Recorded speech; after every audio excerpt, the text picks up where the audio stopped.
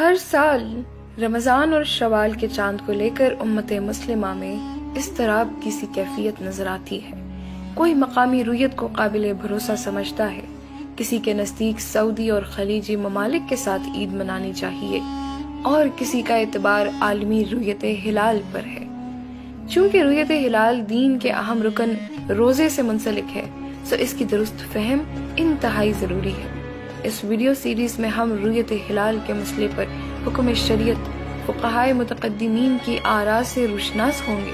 ہم دیکھیں گے کہ کیا قومی سرحدیں مسلمان کی شہادت رد کرنے کی بنیاد بن سکتی ہیں یا نہیں، اور سب سے بڑھ کر آخر اس مسئلے کو عملی طور پر کیسے حل کیا جائے۔ رویت ہلال کے مسئلے کو سمجھنے کے لیے دو بنیادی اصطلاحات کا جان لینا بہت ضروری ہے: اتحاد مطلع اور اختلاف مطلع۔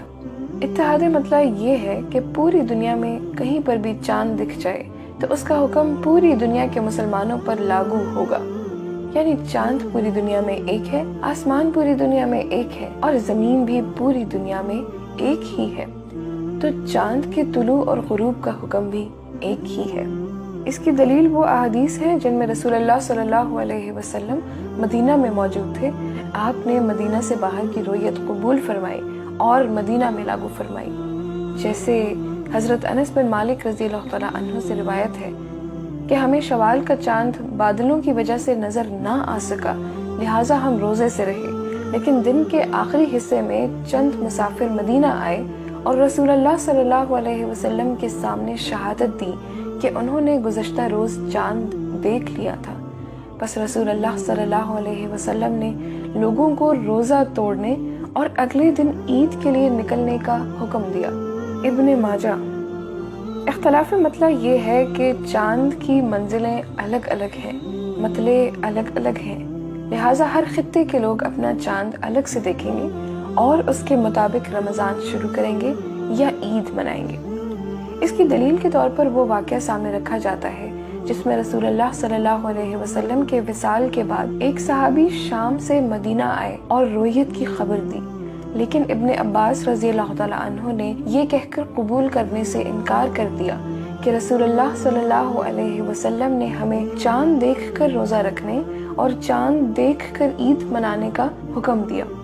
ان دونوں آراء کا تقابل کیا جائے تو بیشتر فقہا، مجتہدین، ائمہ کرام اتحاد مطلع پر اعتبار کرتے ہیں اور اختلاف مطلع کو کمزور اور ناقص سمجھتے ہیں۔ بہرحال دونوں ہی شرعی اوپینینز ہیں اور دونوں میں سے کسی ایک کا نفاذ بھی قابل قبول ہے۔ تو آپ قومی رویت ہلال کمیٹی پر اعتراض کیوں اٹھاتے ہیں جبکہ وہ اختلاف مطلع کی رائے نافذ کرتی ہے؟ دیکھیں، اگر ایسا ہوتا تو کوئی مسئلہ نہیں تھا، لیکن ان دونوں آراء کو چھوڑ کر اس وقت مسلم دنیا میں ایک تیسری رائے نافذ ہے، وطنی مطلع، جس کی شریعت میں کوئی بیسس نہیں۔ ہر ملک اپنی سرحد کے اندر چاند کے لازم دیکھے جانے پر اصرار کرتا ہے۔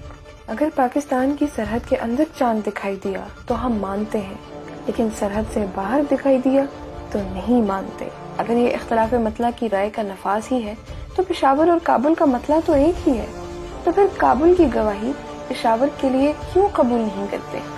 اسی طرح کراچی اور ممبئی کا مطلع ایک ہے، تو ممبئی کے چاند کو کراچی میں امپلیمنٹ کرنا چاہیے، لیکن ایسا نہیں ہوتا۔ لاہور اور امرتسر، گوادر اور مسقط کا مطلع ایک مان کر عید اور رمضان ایک دن کر دیں، لیکن یہ ایسا بھی نہیں کرتے۔ 1200 کلومیٹر کا فاصلہ ایک چٹکی میں ختم کر کے کراچی کی رویت گلگت پر اپلائی کرتے ہیں، مگر سرحد کے اس پار چند میل دور علاقے کی شہادت قابل قبول نہیں۔ اللہ تعالیٰ نے تو زمین بنائی ہے، ملک نہیں، اور حکم شریعت انسان کی بنائی سرحدوں کا پابند نہیں۔ مدینہ سے عثمانی خلافت تک 1300 سال اسلامی ریاست میں ایک دن روزہ، ایک دن عید ہوتی تھی۔ جہاں کہیں بھی اختلاف ہوا تو وہ خبر نہ پہنچنے کی وجہ سے ہوا، اس وجہ سے نہیں کہ خبر پہنچی اور تسلیم نہ کی ہو۔ مولانا محمود الحسن، مولانا حسین احمد مدنی کے سفر ناموں اور مولانا سید محمد میاں کی تصنیف اسیران مالٹا سے پتہ چلتا ہے کہ ہندوستان اور حجاز میں چاند کی ایک ہی تاریخ چلتی تھی۔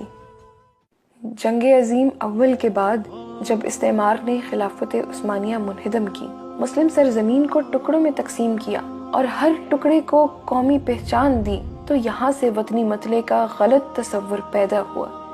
کتنی عجیب بات ہے کہ جب بر صغیر پاکستان اور بھارت میں تقسیم ہوا تو مغربی پاکستان کا چاند مشرقی پاکستان میں اپلائی ہوتا تھا، درمیان میں موجود بھارت پر نہیں۔ پھر بنگلہ دیش الگ ہو گیا تو اب وہاں کے چاند کو یہاں نہیں مانتے۔ اللہ نہ کرے اگر آج بلوچستان الگ ہو جائے تو کیا اس کی رویت لاہور کے لیے نہیں مانی جائے گی؟ سو موجودہ عمل کی بنیاد وطن پرستی کا کینسر ہے، قرآن و حدیث نہیں۔ رسول اللہ صلی اللہ علیہ وسلم نے فرمایا، جس عمل پر ہمارا حکم نہیں وہ عمل مردود ہے۔ یہ تو بہت پریشان کن صورتحال ہے، لیکن سارا قصور تو حکمرانوں کا ہے۔ ہم تو بس ان کی اطاعت کا فرض پورا کر رہے ہیں، تو ہمیں تو گناہ نہیں ملے گا نا؟ یہ دل کی تسلی تو ہو سکتی ہے مگر شرعی عذر نہیں۔ پچھلی ویڈیو میں ایک بہن نے پوچھا، یہ تو بہت پریشان کن صورتحال ہے، لیکن سارا قصور تو حکمرانوں کا ہے۔ ہم تو بس ان کی اطاعت کا فرض پورا کر رہے ہیں، تو ہمیں تو گناہ نہیں ملے گا نا؟ حکمران کی اطاعت کو اللہ کی نافرمانی کے جواز کے طور پر پیش کرنا سراسر غلط اور غیر شرعی ہے۔ اول تو یہ کہ جب ہمیں اسلامی حکم کا علم ہو گیا ہے تو ہم پر لازم ہے کہ ہم اس حکم شرعی کی اتباع کریں، نہ کہ ان حکمرانوں کی جو اللہ کے حکم کو پس پشت ڈال کر کفر نافذ کر رہے ہوں۔ حضرت معاذ رضی اللہ تعالیٰ عنہ سے مروی ہے، وہ کہتے ہیں، میں نے کہا، اے اللہ کے رسول صلی اللہ علیہ وسلم، آپ کیا کہتے ہیں اگر ہم ایسے حکمران پائیں جو آپ کی سنت پر نہ چلیں، وہ آپ کے حکم کی اتباع نہ کریں ان معاملات میں جن میں آپ نے انہیں حکم دیا ہے؟ آپ صلی اللہ علیہ وسلم نے فرمایا، اس شخص کی کوئی اطاعت نہیں جو خود اللہ کی اطاعت نہیں کرتا۔ چنانچہ ثابت ہو گیا کہ ہمارے حکمران جو رسول اللہ صلی اللہ علیہ وسلم کی حکم عدولی کر رہے ہیں، کسی اطاعت کے حقدار نہیں، اور ہم پر یہ فرض ہے کہ اگر ہم یہ سنیں کہ دنیا کے کسی بھی حصے میں مسلمانوں نے چاند دیکھ لیا ہے تو ہم رمضان کا اختتام کرتے عید الفطر منائیں، جیسا کہ رسول اللہ صلی اللہ علیہ وسلم کی حدیث میں بیان کیا گیا، کیونکہ ایسی صورت میں روزے کو جاری رکھنا رسول اللہ صلی اللہ علیہ وسلم کے حکم کی کھلی خلاف ورزی ہے۔ بے شک کوئی مسلمان اس دن روزہ رکھنا پسند نہیں کرے گا جس دن شیطان اور اس کے پیروکار روزہ رکھیں۔